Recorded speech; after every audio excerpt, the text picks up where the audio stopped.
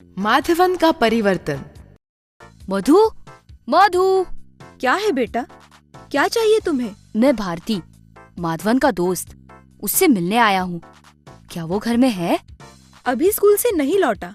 ठीक है मौसी जी, उससे कहना कि भारती उससे मिलने आया था। माधवन और भारती एक ही कक्षा में पढ़ते थे। वे दोनों अच्छे दोस्त थे।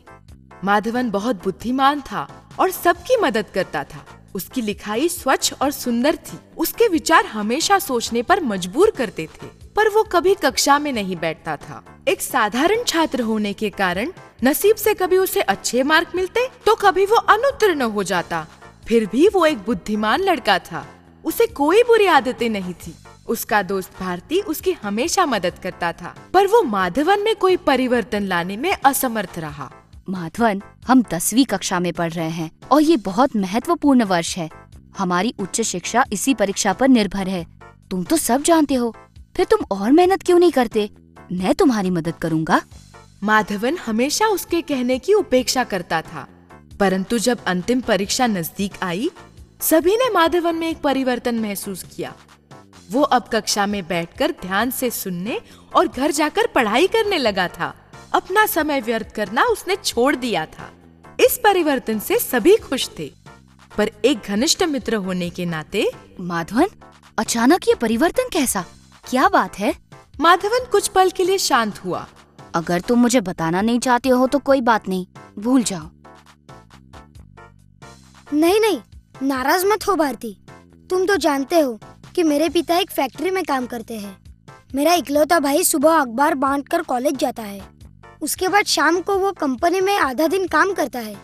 मेरी माँ कुछ घरों में जाकर कड़ी मेहनत करती है, लेकिन मैं इससे आज तक बेखबर था। रोज की तरह एक दिन मैं घर देर से लौटा। मेरे माता पिता भाई बातचीत कर रहे थे। माधवन को उच्च शिक्षा प्राप्त हो, इसलिए हम सभी कड़ी मेहनत कर रहे हैं। मैं अपनी पढ़ाई पूरी न कर सका, कम से कम उसे तो उच्च शिक्षा प्राप्त हो, बस यही मेरी इच्छा है। हाँ पिताजी, मेरी भी यही इच्छा है। मैं कोई होशियार छात्र नहीं था, पर माधवन बहुत बुद्धिमान है। अगर वह थोड़ी और मेहनत करे तो कुछ भी हासिल कर सकता है। मैं अपनी कमाई का एक हिस्सा उसकी उच्च शिक्षा के लिए बचा कर रखता हूँ माँ। मैं भी यही सोचती हूँ। इसलिए उसके घर आने तक मैं उसके लिए अच्छा खाना तैयार रखती हूँ, ताकि उसे कभी भूखा न रहना पड़े। चिंता मत करो माँ, मेरा प्यारा भाई हमारी इच्छा जरूर पूरी करेगा। मेरे परिवार को मुझसे कितना प्यार है, कितनी आशा रखते हैं वो मुझसे। मैं उनकी हर इच्छा पूरी करूंगा। मेरे प्रति उनका प्यार और चिंता देखकर मेरी आंखें भर आई। मुझे उनके विश्वास का मान रखना होगा। उनके सपनों को वास्तव में लाने के लिए मुझे कड़ी मेहनत करनी होगी। उस दिन से मैं एक अलग इंसान बन गया।